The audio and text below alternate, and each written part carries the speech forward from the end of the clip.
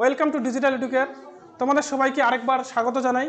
তো ভৌতবিজ্ঞানের যে আমরা তাপের ঘটনাসমূহ চ্যাপ্টারটা শুরু করেছিলাম, সেটা আজকে লাস্ট ভিডিও। এখানে আমরা এখানে এই চ্যাপ্টারের যে সবচেয়ে ইম্পর্ট্যান্ট টপিক তাপ পরিবাহিতা, এই জিনিসটা আমরা দেখব। তাপ পরিবাহিতা কি, এবং কি এখান থেকে যে আরেকটা টপিক আছে কি তাপ পরিবাহিতাঙ্ক, সেটা আমাদের ইম্পর্টেন্ট। আর কি আমাদের যেমন চলতরিতে আমরা পড়বো কি রোধ সংক্রান্ত বিষয়গুলো, ওদের সাথেও কি আমাদের তাপ পরিবাহিতাঙ্কের একটা সম্পর্ক আছে, সেই সম্পর্কটা আমরা একটু দেখব। তো চলো আমরা শুরু করি আজকের ভিডিও। তো আগের দিন আমরা কি তাপ পরিবহন জেনেছিলাম। তাপ পরিবহন কি ছিল? একটা বস্তুকে যদি আমি একদিকে উষ্ণ থেকে একদিকে শীতল থাকে, তাহলে কী হবে, উষ্ণ জায়গা থেকে তাপ শীতল জায়গার দিকে পরিবহন করে, ঠিক আছে। এবার এই যে পরিবহন করার যে হারটা, এটাকে আমরা কি বলতে পারি? তাপ পরিবাহিতা। মানে কতটা তাপ পরিবাহিত হচ্ছে। একটা আমি বস্তু নিয়েছি, এক সাইডে গরম আছে, একসাথে উষ্ণ, এখান থেকে কি পরিমাণ তাপ এই পাশে আসছে, সেই জিনিসটাকে বলা হচ্ছে কি তাপ পরিবাহিতা, ঠিক আছে। কি বলছে? কোনো পদার্থের উষ্ণ পৃষ্ঠ থেকে শীতল পৃষ্ঠে তাপ পরিবহন করার ক্ষমতাকে তাপ পরিবাহিতা বলে, ঠিক আছে। মানে কি বললাম, একটা পদার্থ আছে, একদিকে উষ্ণ একদিকে শীতল, এই যে উষ্ণ জায়গা থেকে কত পরিমাণ তাপ এদিকে আসছে, যে সেই ক্ষমতাটাকে কি বলা হচ্ছে? তাপ পরিবাহিতা, ঠিক আছে।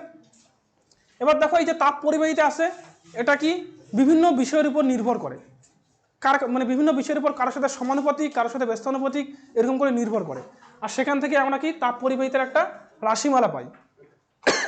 তো দেখো, একটা তাপ পরিবাহিতা যে রাশিমালাটা বের করার জন্য আমাদের জানতে হবে কি এই তাপ পরিবাহিতাটা কোন কোন রাশির উপর নির্ভরশীল, সেগুলো আমাদের আগে জানতে হবে। তো আগে ছবিতে দেখি।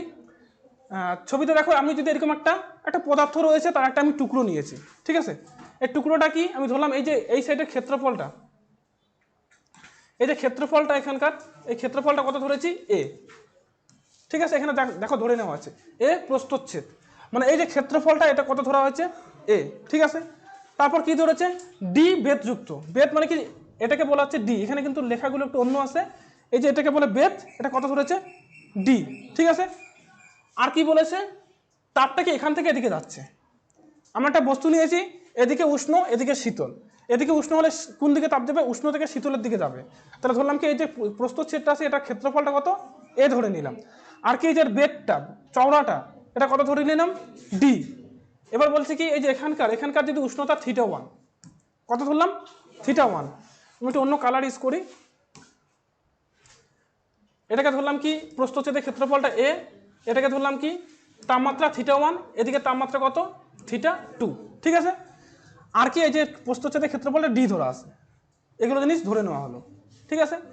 এবার যদি এখান থেকে যদি কিউ পরিমাণ তাপ এদিকে আসে, কি বললাম, এই সাইড থেকে যদি কিউ পরিমাণ তাপ যদি এদিকে আসে, তাহলে কি বলছে দেখো, 1 নম্বর, পাত্রীর প্রস্থচ্ছেদের ক্ষেত্রফলের সঙ্গে সমানুপাতিক হবে। এই যে কিউ এর মানটা কি হবে? কিউ এর মানটা মানে তাপ পরিবাহিতা, ঠিক আছে। তাপ পরিবাহিতা কি হবে? এই যে প্রস্থচ্ছেদের ক্ষেত্রফলটা তার সঙ্গে কি হবে? সমানুপাতিক হবে। মনে রাখবে এগুলো জিনিস। 1 নম্বর, পাত্রীর প্রস্থচ্ছেদের ক্ষেত্রফলের সঙ্গে কি হবে? সমানুপাতিক হবে, 1 নম্বর। আবার কি বলছে? পাতের দুই পৃষ্ঠের উষ্ণতার পার্থক্যের সমানুপাতিক হবে। এখানে তাপমাত্রা কত? θ1, এখানে কত? θ2। এদের যে পার্থক্যটা আছে, পার্থক্য কত? θ1 মাইনাস θ2। এই θ1 মাইনাস θ2 সঙ্গে কি হবে? সমানুপাতিক হবে, 2 নম্বর। 3 নম্বর কি বলেছে? পাত্রীর বেধ ডি এর ব্যস্তানুপাতিক। মানে এটা যত লম্বা হবে তত কি তাপ পরিবাহিতাটা কমে যাবে, যত অল্প হবে, ছোট হবে, তত কি তাপ পরিবাহিতাটা বেড়ে যাবে, ঠিক আছে। তাহলে এটার সঙ্গে কি হবে? ব্যস্তানুপাতিক। ডি এর সঙ্গে মানে পাত্রীর বেধের সঙ্গে কি হবে? ব্যস্তানুপাতিক হবে। আরটা কি বলেছে? তাপ পরিবহনের সময়ের সঙ্গে সমানুপাতিক। তাপ পরিবহন যতটা বেশি হবে তত তাপ পরিবহন বেশি হবে, সময় যত কম থাকবে তত কম হবে। এটা আমরা এমনিতেও বুঝতে পারি। আমি যদি এখানে যদি 1 সেকেন্ড গরম করি, এদিকে তাপ আসবেই না।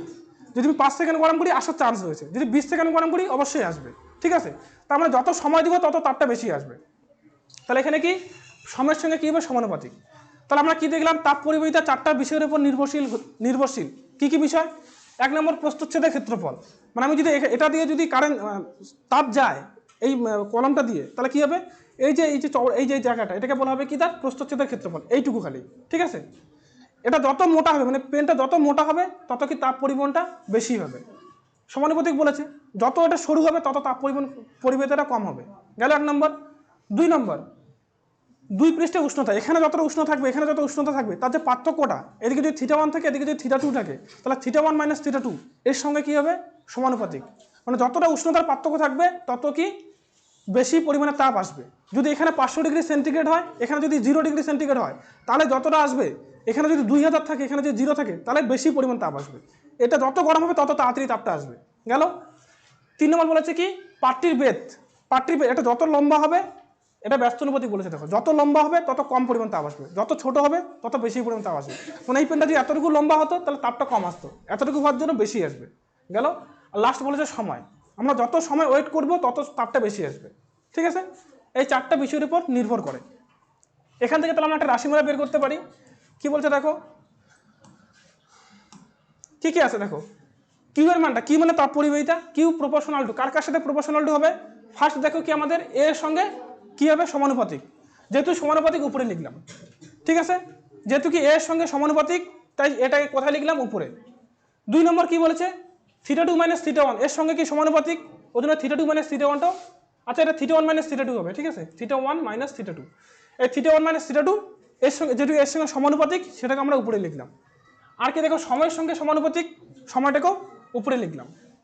যেগুলো কি সমানুপাতিক সেগুলো উপরে লিখলাম। আর ব্যস্তানুপাতিক শুধু একটার সঙ্গে ছিল, কার সঙ্গে, ডি এর সঙ্গে, যেহেতু ডি এর সঙ্গে ব্যস্তানুপাতিক সেটাকে আমরা নিচে লিখব।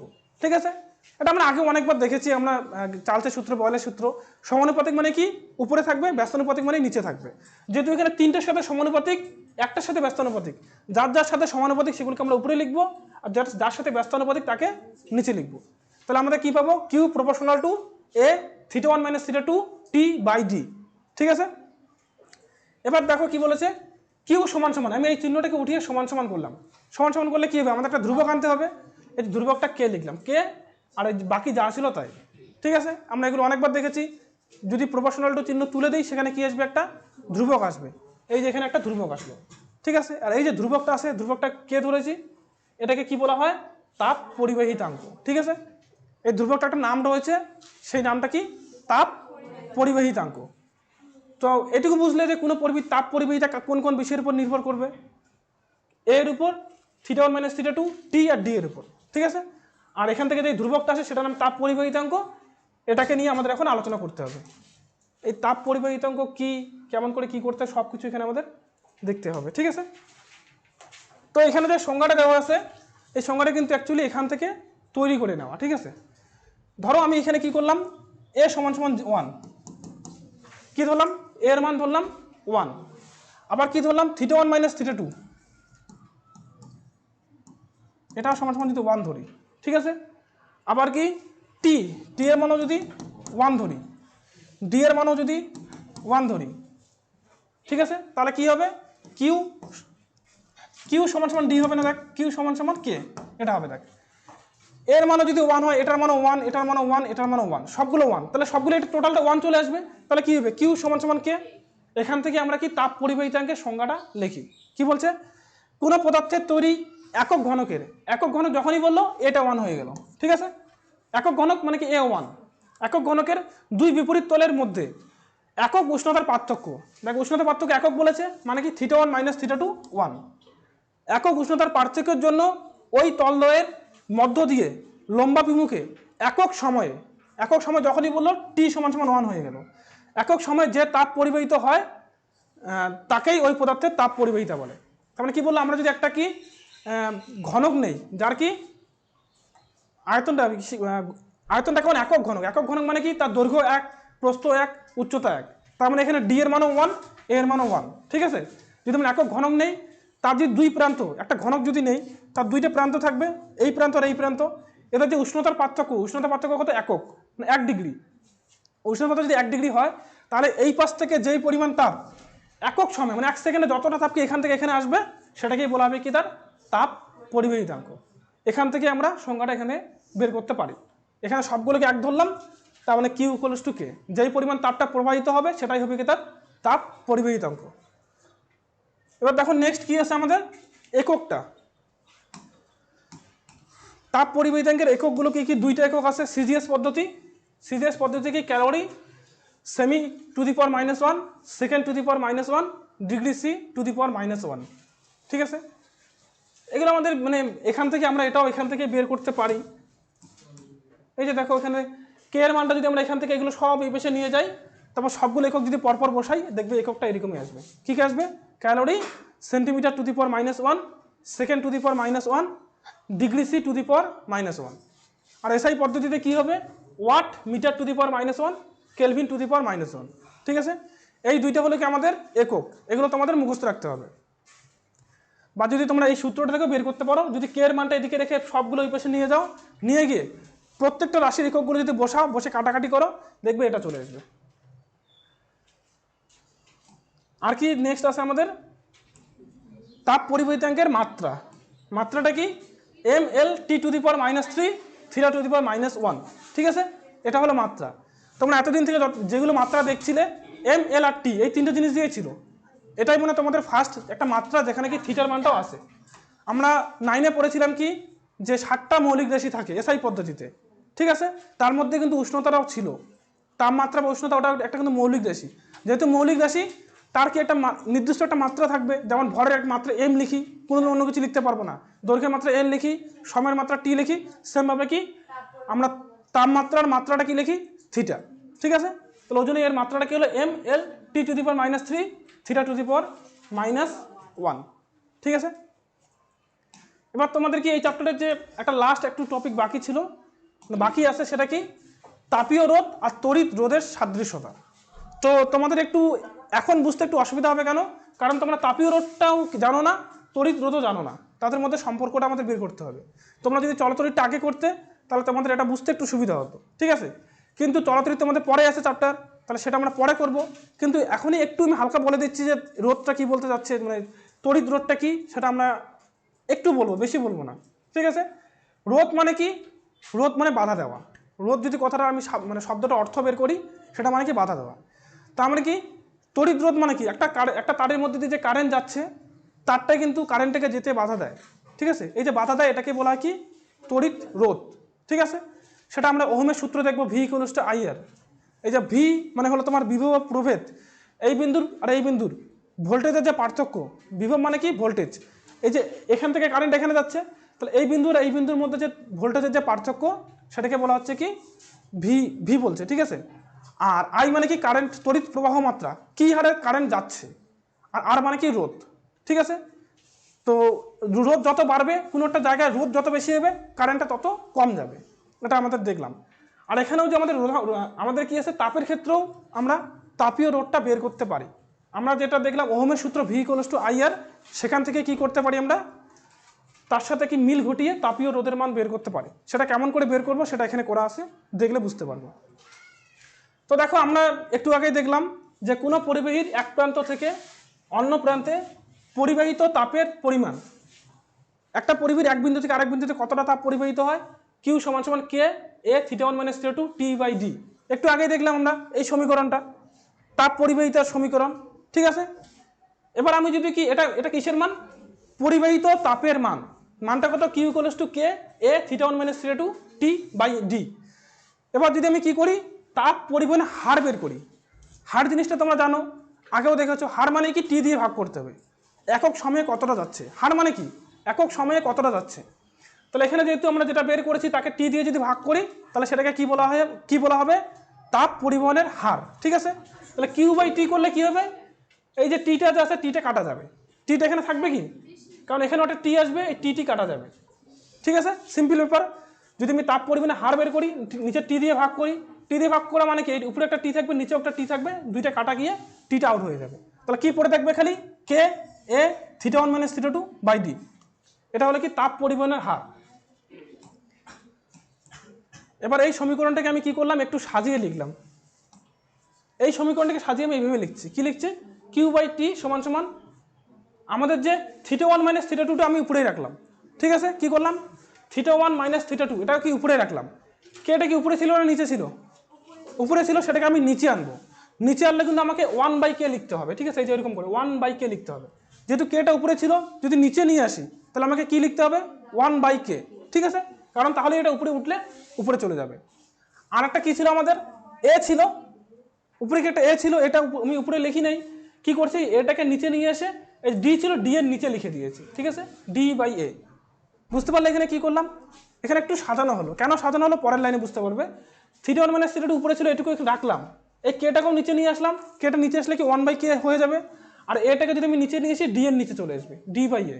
তাহলে আমাদের যেটা সমীকরণ আসলো কি, কিউ বাই টি সমান সমান theta 1 minus theta 2 1/k D by A. এটা আমরা সমীকরণ পেলাম, এটা একটা নাম দিয়ে রাখলাম। এবার এটা করে আমাদের কি তাপের পরিবহন। এবার যদি আমি তড়িৎ পরিবহনের ক্ষেত্রে আলোচনা করি, তাপের পরিবহন আর তড়িৎ পরিবহন অনেক সিমিলারিটি রয়েছে, সেজন্য আমরা এখানে আলোচনা করছি। তো তড়িৎ যখন পরিবহন হয়, ধরো আমি কি করি, এখান থেকে তড়িৎ প্রবাহ হচ্ছে, এই বিন্দু থেকে এই বিন্দুতে তড়িৎ যাচ্ছে। এবার কি হয়, এখানে ভোল্টেজ থাকে V1, আচ্ছা আমি কেন এরকম করে রাখছি, ধরো এখান থেকে এখানে তার কারেন্ট যাচ্ছে। আমরা যেমন কি দেখলাম, যখন তড়িৎ তাপ পরিবহন হয়, এখানে থিটা 1 তাপমাত্রা থেকে এখানে থিটা 2, এখান থেকে এদিকে তাপ যায়, এখানে কি উষ্ণতার জায়গায় আসে কি ভোল্টেজ, ঠিক আছে। এখানে ভোল্টেজ যদি V1 হয়, এখানে যদি ভোল্টেজ V2 হয়, তাহলে এখান থেকে এখানে যে তাপ পরিবহন হয় I, ঠিক আছে, তাপ পরিবহনটাকে কি দিয়ে লেখা, I লেখা হয়। আর মাঝখানে কি থাকে, রোধ থাকে। রোধ মানে কি, ওর মানে রোধ কি করে আমাদের তড়িৎ পরিবহনটাকে বাধা দেয়, ঠিক আছে, রোধটা থেকে R। যদি এরকম হয় তাহলে আমাদের সূত্র কি বলছে, ওহমের সূত্র থেকে আমরা জানতে পারি I ইকুয়ালস টু কি হয়, কিউ বাই টি। I মানে হলো কি কিউ বাই টি, কিউ মানে কি আধান বাই সময়, আধান পরিবহনের হার। তড়িৎ প্রবাহ মাত্রা মানে হলো আধান পরিবহনের হার, তোমরা এগুলো সব পরে জানবে। আরেকবার বলছি, তড়িৎ পরিবহন মানে কি আধান পরিবহনের হার। তাহলে কিউ বাই টি, কিউ মানে আধান, নিচে হলো কি টি, হলো সমান সমান কি হবে, V1 মাইনাস V2 বাই আর। এটা হলো আমাদের সূত্র, কি আসছে V1 মাইনাস V2 বাই আর। এটা তোমরা চলাচলের চ্যাপ্টারে গিয়ে দেখতে পাবে, এটা হয়। তাহলে দেখো এই সূত্রটা আমাদের মিল রয়েছে। এখানেও কি কিউ বাই টি, কিউ মানে কি তাপমাত্রা বাই সময়, এখানে কি আধান বাই সময়, ঠিক আছে, এই দুইটার মধ্যে মিল রয়েছে। এদিকে আবার কি, এখানে দেখো থিটা 1 মাইনাস থিটা 2 আছে, এখানে V1 মাইনাস V2 আছে। তাহলে এখানে যেটা উষ্ণতার পার্থক্য, ওটার সাথে ওটা ওখানে কি ভোল্টেজের পার্থক্য, ঠিক আছে, এই দুইটা মিল আছে। আর নিচে যেটা আছে, এখানে নিচে কি আছে আর, আর মানে কি তড়িৎ রোধ, ঠিক আছে। এখানে সেই জায়গায় কোন রাশিটা আছে, 1/k ডি বাই এ, এটা আছে আমাদের। তাহলে এটাই লিখলো যে এটা যেহেতু রোধ, এটা কি রোধ, তড়িৎ রোধ। আমরা এই যে এই রাশিটা মানে রোধের জায়গায় যে রাশিটা এখানে উপরে আছে তাপ পরিবহনের ক্ষেত্রে, এই টোটাল রাশিটাকে আমরা কি বলি, তাপীয় রোধ।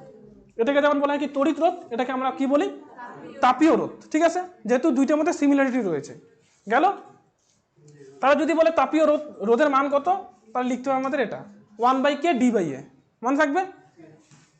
এই যেখানে লেখা আছে তাপীয় অনুরূপ রাশিটা হলে কি 1/k ডি বাই এ, এই রাশিকে তাপীয় রোধ বলে, ঠিক আছে, মনে থাকবে 1/k ডি বাই এ।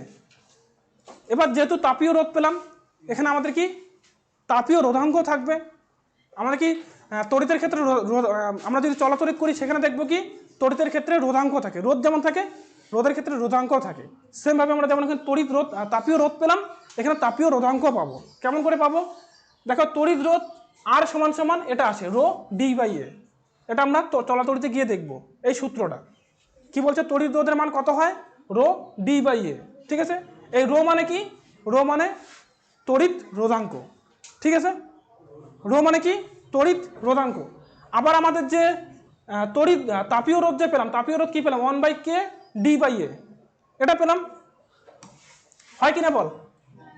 আমরা তড়িৎ রোধ এটা জানি, এটা আমরা সূত্র আছে আমাদের আর সমান সমান রো ডি বাই এ।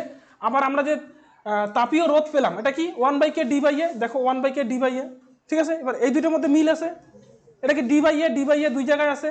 তাহলে এটাকে যদি বাদ দেই, তাহলে এটার সাথে এটার মিল থাকার কথা, যেহেতু পিছনেটার সাথে পিছনেটা মিল আছে, তাহলে রো এর সাথে কি 1/k সম্পর্ক থাকার কথা।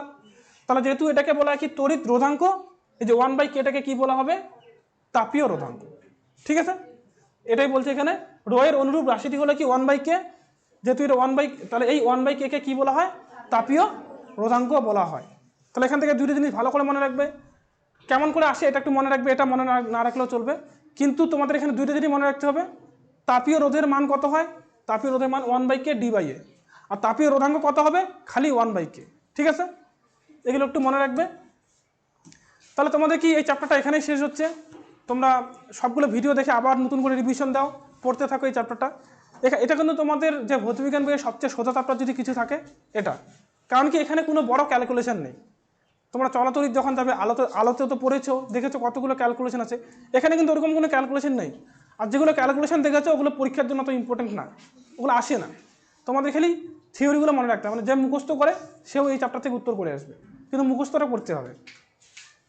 তো এখানে কি তোমরা এই চ্যাপ্টারটা পড়তে থাকো, আর যারা তোমরা অনলাইনে ভিডিওটা দেখছো তোমরা অবশ্যই আমাদের চ্যানেলটিকে সাবস্ক্রাইব করবে এবং আমাদের সাথে পাশে থাকবে।